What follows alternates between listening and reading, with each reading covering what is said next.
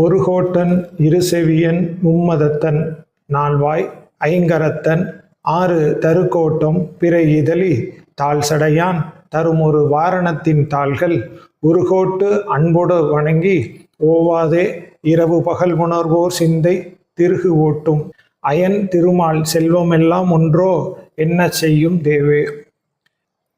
இது பரபக்கத்தில் அமைந்த காப்பு செயல். நம்ம பரபக்கம் படிக்காமல் சுபக்கம் படிப்பதால் அந்த காப்பு செயலை மட்டும் எடுத்து இங்கே வைத்து இந்த நூலை ஆரம்பிக்கின்றோம்.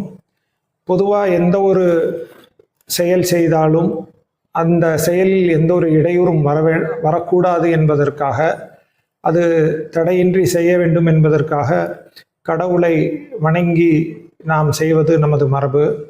குறிப்பாக 7ஆம் நூற்றாண்டிற்கு பிறகு விநாயகரை வணங்கி எந்த ஒரு செயலையும் நாம் தொடங்குகின்றோம். அந்த வகையில் சுவாமிகள் இந்த விநாயகர் காப்பை பரபக்கத்தில் வைத்து ஆரம்பித்திருக்கின்றார். ஆனால் சுவாமிகளோ சாக்கிரத்தில் அதீதத்தை புரிந்தவர்கள். நாம் செய்கின்ற செயல்களுக்கு இடையூறு வரலாம். அவர் சாக்கிரத்தில் அதீதத்தை புரிந்தவர்.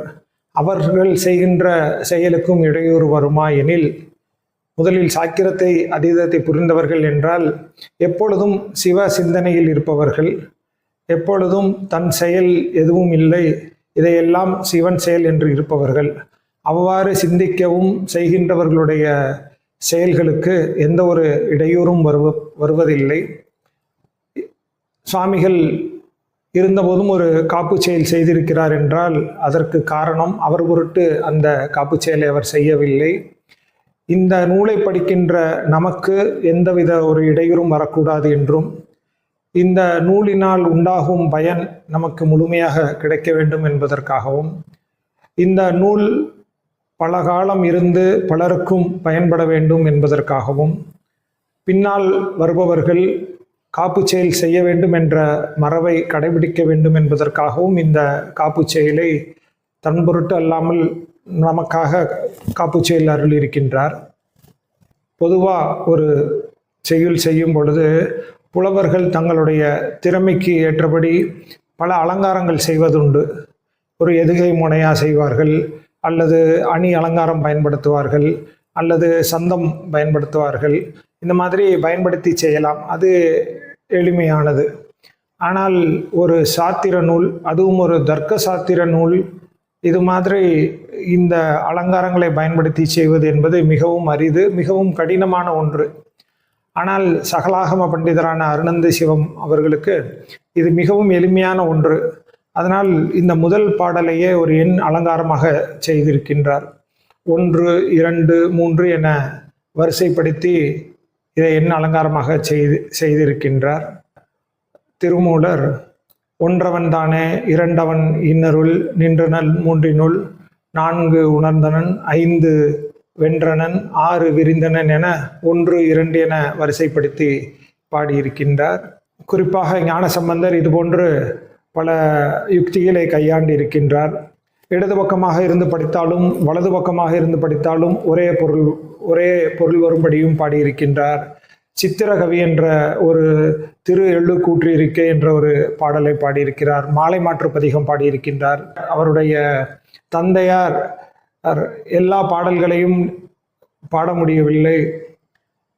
தனக்கு எல்லா பாடல்களையும் பாடிய பலன் கிடைக்க வேண்டும், அதற்கேற்றாற்போல் ஒரு பாடி அருள வேண்டும் என தன் தந்தையார் கேட்டதற்கு இணங்க ஒரு பாடலை பாடினார். திரு எழுகூற்றியிருக்கை.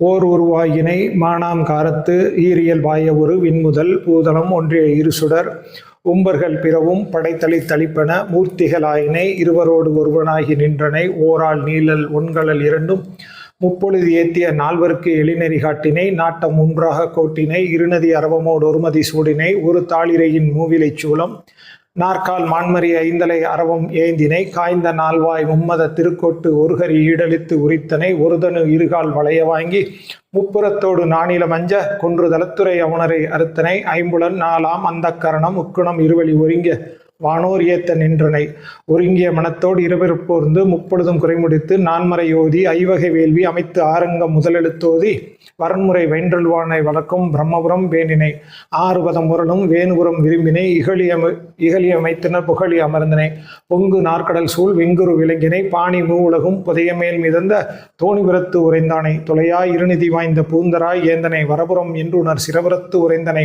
ஒருமலை எடுத்த இருதிரல் அரக்கன் விரல் கெடுத்து அருளினை புரந்தரம் புரிந்தனை முன்னேற்று என்றோன் நான்முகன் அறியா பண்போடு நின்றனை சம்பை அமர்ந்தனை ஐயூர் அமணரும் அறுவகை தேரரும் ஊழியும் உணரா காளி அமர்ந்தனை எச்சன் ஏலிசையோன் கொச்சையை மெச்சினை ஆறு பதமும் ஐந்தமர் கல்வியும் மறைமுதல் நான்கும் மூன்று காலமும் தோன்ற நின்றனை இருமையில் ஒருமையும் ஒருமையின் பெருமையும் மறுவிலா மறையோர் கழுமல முதுபதி கவுனியன் கட்டுரை கழுமல முதுபதி கவுனியன் அறியும் அணைய தன்மையாதலின் நின்னை நினைய வல்லவர் இல்லை நீல் எழுத்தே என்பது இந்த தேவார பாடல். இதை படித்தால் நம்மும் ஞானசம்பந்தருடைய எல்லா திருக்கடை காப்பு பதிகம் படித்ததற்கு சமமாகும். இந்த பாடலை கொஞ்சம் பார்த்தால் 1 1 2 பின் 1 1 2 3 2 1 என வரிசையாக ஒரு தேர் வடிவில் அமைத்திருப்பார் இந்த பாடல். இப்படி ஒவ்வொரு விதமாக பாடல் செய்வது வழக்கம். குறிப்பாக தர்க்க சாத்திரத்தில் இவ்வாறு செய்வது மிகவும் கடினமான ஒன்று. அருணந்தி சிவம் அவர்கள் இந்த விநாயகர் காப்பை எண் அலங்காரமாக செய்திருக்கின்றார். ஒரு கோட்டன், இரு செவியன், மும்மலத்தன், நால்வாய், ஐங்கரத்தன் என 1 2 என வரிசைப்படுத்தி பாடியிருக்கின்றார். 1 என சொல்லி விநாயகருக்கு ஒற்றை கொம்பு உடையவர். யானைகளுக்கு, ஆண் யானைகளுக்கு 2 தந்தம் இருக்கும், பெண் யானைகளுக்கு தந்தம் இருக்காது. ஆனால் விநாயகப் பெருமானுக்கு 2 தந்தங்களுக்கு பதிலாக ஒரு தந்தம் மட்டும் இருக்கும்.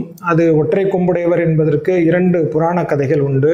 கஜமுகனை வதம் செய்யும் பொழுது அந்த கொம்பை ஒடித்ததாக ஒரு வரலாறு உண்டு. மற்றொன்று, மகாபாரதம் எழுதும் பொழுது அந்த ஒரு கொம்பை ஒடித்ததாக ஒரு வரலாறு உண்டு. நீடாளி உலகத்து மறை 4 5 என்று நிலை நிற்கவே வாடாத தவ வாய்மை முனிராசன் பாரதம் சொன்ன நாள் ஏடாக வடமேறு வெற்பாக அங்கோர் எழுத்தாணிதன் கோடாக எழுதும் பிரானை அன்பு கூர்வாமாரோ என்று கம்பராமாயணம் பாடுவதற்கு முன் கம்பர் விநாயகருக்கு ஒரு வணக்கம் செய்கின்றார். ஒற்றை கொம்பை ஒடித்துதான் அந்த வடமேறு மலையில் மகாபாரதம் எழுதினார் என அவர் பதிவு செய்திருக்கின்றார். அது விநாயகருக்கு ஒரு சிறப்பான ஒரு அமைப்பு. அதேபோல் இரு செவி என்னும் பொழுது யானைகளுக்கே சிறப்பான அமைப்பு. முரம் போன்ற ஒரு பெரிய செவி, மற்ற எந்த மிருகங்களுக்கும் இல்லாத ஒரு பெரிய செவி அமைப்பு உடையது யானை. அதிலும் இந்த விநாயக பெருமான் அந்த யானை செவியை விட மிகவும் கம்பீரமான பெரிய உயர்ந்த செவி என, இரு செவி என அதை குறிப்பிடுகின்றார். அதேபோல் 3 என சொல்லும் பொழுது 3 மதங்களை பொழிபவர் விநாயக பெருமான். யானைகளுக்கு கன்னத்தில் தோன்றும் கண்ண மதம், அது கபால மதம் என அழைக்கப்படும். 2வது நெற்றியில் தோன்றி துதிக்கை வழியாக வெளிப்படும் கரமதம். 3வது ஆண்குறியான பீஜ மதம். இந்த 3 மதங்களை பொழிபவர் என விநாயகரை பாடுகின்றார். விநாயகருக்கு, யானைமுக கடவுளுக்கு தலை மட்டும்தான் யானை முகம், உடல் தேவர் உடல். இப்படி இருக்க 3 மதம் என சொல்வது தவறு. 2 மதம்தான் அவருக்கு இருக்க முடியும், 3 மதம் என சொல்வது தவறு என்பார்கள். அதற்கு சமாதானமாக உரையாசிரியர்கள் சிலர் இந்த 3 மதம் என சொல்வது யானைமுக கடவுளை சொல்லவில்லை, யானையைத்தான் குறிப்பிட்டார் என்று சமாதானம் கூறுவார்கள். அப்படி சொன்னால் இந்த நூலுக்கும் இந்த யானைக்கும் எந்த ஒரு இயைபும் இல்லை, அவ்வாறு சொல்லக்கூடாது என அதை மறுத்து சிலர் 3 மதம் என சொல்லியது இச்சை, ஞானம், கிரியை என்ற 3ஐ உருவகமாக சொல்லியிருக்கிறார் என்பார்கள். இச்சை, ஞானம், கிரியை என்பது விநாயகருக்கு மட்டுமல்ல, கடவுள்களுக்கு மட்டுமல்ல, மனிதர்களுக்கும் உடையது, தேவர்களுக்கும் உடையது, விலங்கு இனத்திற்கும் உடையது. இச்சை, ஞான, கிரியை ஆகிய 3ம் மூவருக்கும் உரியது. அப்படி இருக்க விநாயகருக்கு மட்டும் அதை சிறப்பாக சொல்ல முடியாது. அது மட்டுமல்ல, 1 என சொல்லி தந்தத்தை சொல்லிவிட்டு 2 என சொல்லி 2 செவிகளை சொல்லி நான்கு என சொல்லி வாய் அமைப்பை சொல்லிவிட்டு உறுப்புகளை சொல்லிவிட்டு இந்த மூன்றை மட்டும் உருவகமாக சொல்வது என்பதும் ஏய்புடையதாகாது. அதனால் இதுவும் ஏற்றுக்கொள்ளப்பட முடியாது என சிலர் மறுப்பார்கள். இது அவ்வாறு இல்லை. பஞ்சாக்கரம் என்றால் 5 எழுத்து, அதை 4 எழுத்தாக இருக்கும்போதும் பஞ்சாக்கரம் என சொல்கின்றோம். பிரணவத்தை சேர்த்து 6 எழுத்தாக இருக்கும் பொழுதும் அதை பஞ்சாக்கரம் என சொல்வது போல் 2 மதம்தான் விநாயகருக்கு, ஆனால் அதை 3 மதமாக சொல்கின்றார்கள் என்ற ஒரு கருத்தும் உண்டு. இது பலராலும் ஏற்றுக்கொள்ளப்பட்ட கருத்து. இந்த கருத்தை சிவஞான சுவாமிகள் நம்முடைய சிந்தனைக்கு விட்டுவிட்டார். பொதுவாக இதுவும் ஒரு உரையாசிரியர்களுடைய பழக்கம். ஒரு கருத்தை எல்லா கருத்துக்களையும் அவர் வெளிப்படையாக சொல்லிக்கொண்டே போனாலும் கூட ஒரு சில கருத்துக்களை நாம் சிந்தித்து நாம் உணர வேண்டும் என்பதற்காக இந்த கருத்தை இவர்கள் சொல்லிய கருத்தில் எது உங்களுக்கு சரியென படுகின்றதோ அதை ஏற்றுக்கொள்ளுங்கள் என்பது போல் ஒவ்வொன்றையும் யானை என சொல்வார்களும் உலர், 3 மதங்கள் என்பது உருவகமாக சொல்வார்களும் உலர். இது பஞ்சாக்கரம் போல் தொகுத்து சொல்பவர்களும் உலர் என நம்மளுடைய கருத்திற்கு அவர் அதை விட்டுவிட்டார். அருணை பாலவராயனையா அவர்கள் இதை பற்றி சொல்லும் பொழுது, முகம் யானை முகம் என்பதால் அவருக்கு கண்ண மதமும் நெற்றியில் வழிகின்ற கர மதமும் உண்டு, அவர் யானை என்பதால் அவருக்கு பீஜ மதம் உண்டு என அவருடைய கருத்தையும் சொல்லியிருக்கின்றார். இதுபோல் இந்த கருத்துக்கள் நம்மளுடைய சிந்தனைக்கு எட்டிய கருத்துக்களை நாம் உணர்வது என்பது சிறப்புடையது. அடுத்து ஒரு கோட்டன், இரு செவியன், மும்மதத்தன் என சொல்லி நால்வாய் என தொடங்குகின்றார். நால்வாய் என்பது இங்கு எண்ணிக்கையை குறிக்கவில்லை. நாளுதல் என்றால் தொங்குதல் என பொருள். இந்த பூமி தனியாக தொங்கிக் கொண்டிருக்கிறது என்பதனால்தான் இதற்கு ஞானம் என பெயர் வைத்தார்கள் தமிழர்கள். அது ஒரு காரண பெயர். அன்றே அறிவியல் பூர்வமாக சிந்தித்து ஞானம் என பெயர் வைத்தார்கள். நாளுதல் என்றால் தொங்குதல் என்ற பெயர். யானைமுக கடவுளுக்கு தொங்குகின்ற வாயமைப்பை உடையவர். ஒரு கோட்டன், இரு செவியன், மும்மரத்தன், நால்வாய், ஐங்கரத்தன். தேவர் உடலுக்கு 4 கரங்கள்.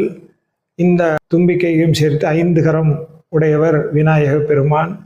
இந்த விநாயக பெருமானை நமக்கு அருளியவர் சிவபெருமான்.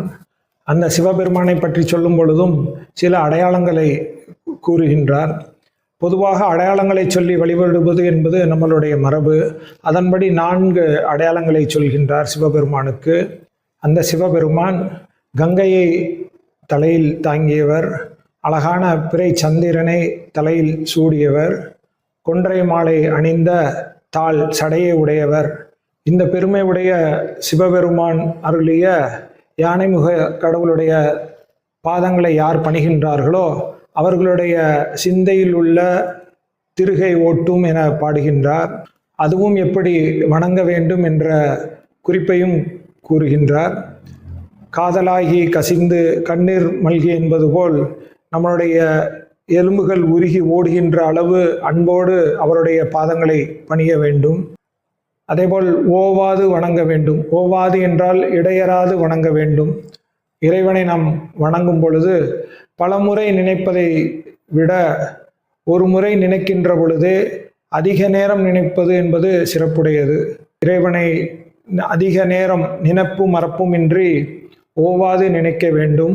அது மட்டுமல்ல, இரவு பகல் என முப்பொழுதும் அவருடைய தாள்களை பணிய வேண்டும். அன்போடு வழிபடுகின்றவர்கள், ஓவாது வழிபடுகின்றவர்கள், இரவு பகல் உணர்வோடு தியானிக்கின்றவர்களுடைய சிந்தையின் திருகை ஓட்டும் வல்லமை உடையது விநாயகப் பெருமான் ஆற்றல். சிந்தையில் உள்ள திருகு என்பது உயிரின் குற்றமாகிய ஆணவ மலத்தினால் உண்டாகும் நான் என்னது என்ற செருக்கு. இந்த நான் எனது என்ற செருக்கால் அறிவு பிளர்ச்சி அடையும். அந்த பிளர்ச்சியில் எதையும் நேராக அறிய முடியாமல் தவறாக அறிந்து கொள்ளும். இந்த குற்றத்தை நீக்கும் வல்லமை உடையவர் விநாயக பெருமான். அவருடைய பாதங்களை யார் ஒருவர் சிந்தையில் தியானித்து உள் அன்போடு வணங்குகின்றார்களோ அவர்களுக்கு இந்த அறிவின் கண்ணதாகிய குற்றத்தை போக்குவார் என பாடுகின்றார். இந்த அறிவின் குற்றத்தை போக்குவார் என பாடியிருக்கின்றாரே தவிர இந்த நூல் சிறப்படைய வேண்டும் அல்லது இந்த நூலுக்கு எந்த ஒரு இடையூறும் வரக்கூடாது என்று பாடவில்லையே என தோன்றலாம். அதை மிகவும் குறிப்பாக பாடியிருக்கிறார் என சிவஞான சுவாமிகள் எடுத்து காட்டுகின்றார். சிவபெருமானுக்கு 4 அடையாளங்களை சொன்னார். ஒன்று, கங்கையை தாங்கியவர்; 2வது, பிறை நிலாவை சூடியவர்; 3வது, தாள் சடைகளை உடைய கொன்றை மாலையை அணிந்த தாள் சடையை உடையவர் என 3 அடையாளங்களை சொன்னார். கங்கையானது விண்ணிலிருந்து இறங்கி வரும் பொழுது விண்ணுக்கு அடங்காமல், வெறுப்புக்கும் அடங்காமல், மண்ணுக்கும் அடங்காமல் மகுடத்தில் அடங்கியது என்பார்கள். இந்த உலகை அழித்து விடுவேன் என செருக்கோடு வந்த அந்த கங்கையின் செருக்கை அழித்தது போல் இந்த நூலுக்கு வருகின்ற இடையூறுகளை தடுத்து விடுவார். அதேபோல் தட்சனுடைய சாபத்தினால் தேய்ந்து கொண்டிருந்த சந்திரன் அபயம் வேண்டி சிவபெருமானுடைய காலில் விழுந்த பொழுது அந்த நிலவை தலையில் சூடிக்கொண்டான். காலில் விழுந்த சந்திரனை தலையில் சூடி அவனுக்கு பெருவாழ்வு தந்தான். அதுபோல் இந்த நூலும் பலகாலம் நின்று சிறப்பு வரும் என்பதை குறிப்பாக சொல்லியிருக்கின்றார். அதேபோல் தாள் சடையை குறிப்பிட்டுள்ளார். சடை என்பது சிவபெருமானுக்கு ஒரு முக்கியமான அடையாளம். அது தாள் சடையாக இருக்கும், விரிசடையாக இருக்கும், நீல் சடையாக இருக்கும், கமல் சடையாக இருக்கும். இந்த சடைகளை பற்றிய ஒவ்வொரு குறிப்புகளும் தேவாரத்தில் உண்டு. இறைவனுடைய ஆற்றலை சொல்லும் பொழுதெல்லாம் விரிசடையை குறிப்பிட்டு பாடியிருப்பார்கள். கங்கையை தாங்கிய பொழுது கமல் சடையை குறிப்பிட்டு பாடியிருப்பார்கள். அதே இந்த உயிர்கள் எல்லாம் துன்பப்பட்ட பொழுது இறைவன் மேலிருந்து கருணையோடு இறங்கி வந்ததை இந்த தாள் சடை குறிக்கும் என்பார்கள். இறைவனின் கருணை எவ்வாறு என்றால், இந்த சாத்திர நூலை நாம் முழுவதுமாக 100% கற்றால்தான் சிவமாம் தன்மை என்பது இல்லை. அதில் ஒரு 35% கற்றால் கூட போதும். இறைவன் நமக்கு கருணை செய்து நமக்கும் அந்த சிவமாம் தன்மையை அருள்வான். இந்த சிவஞான சித்தியரை நாம் கேட்டால் மாத்திரம் போதும். ஏனெனில் இதை புரிய வைப்பது இறைவனுடைய கடமை, நமது பொறுப்பல்ல அது. அந்த தாள் சடையை உடைய சிவபெருமான் அருளிய யானைமுக கடவுளை வணங்குபவர்களுக்கும் இந்த செல்வங்கள் எல்லாம் கிடைக்கும், சிவமாம் தன்மையும் பெற முடியும் என்பதை குறிப்பாக கூறியிருக்கின்றார் ஆசிரியர். பொதுவாக செய்யுள் படிக்கும் பொழுது அது இலக்கணம் புரிந்து படித்தால் இன்னும் சுவையாக இருக்கும். வாரணம் என்பதும் சிந்தை என்பதும் ஆகுபெயராய் வந்துள்ளது. ஆகுபெயர் என்பது தொழிலாகுபெயர், இடவாகுபெயர், சினவாகுபெயர், பண்பாகுபெயர் என பல உண்டு. இந்த இடவாகுபெயருக்கு ஒரு சிறு எடுத்துக்காட்டு சொல்லலாம் என்றால், ஒரு இந்தியா வென்றது என சொன்னால் இந்திய வீரர்கள் வென்றார்கள் என்பது பொருள். அதுபோல் இங்கு வாரணம் என்றது யானையை, வாரணம் என்றால் யானை, இங்கு யானையை குறிக்கவில்லை, யானைமுக கடவுளை குறித்தது. அதேபோல் சிந்தை என்பது மனம், புத்தி, சித்தத்தை குறிக்காமல் அறிவை குறித்து வந்தது. அயன் திருமால் செல்வம் எல்லாம் ஒரு செல்வமோ என சொன்ன அந்த ஓங்காரம் எதிர்மறையாக பொருளை தந்தது. ஓங்காரம் எதிர்மறையாக வரும், உடன்பாட்டில் வரும், அல்லது ஐயா வினா எழுப்புவதற்காக வரலாம். அதன்படி இந்த திருமாலும் அயனும் பெற்ற செல்வமும் எல்லாம் ஒரு செல்வமோ என்பது எதிர்மறையாக வந்தது.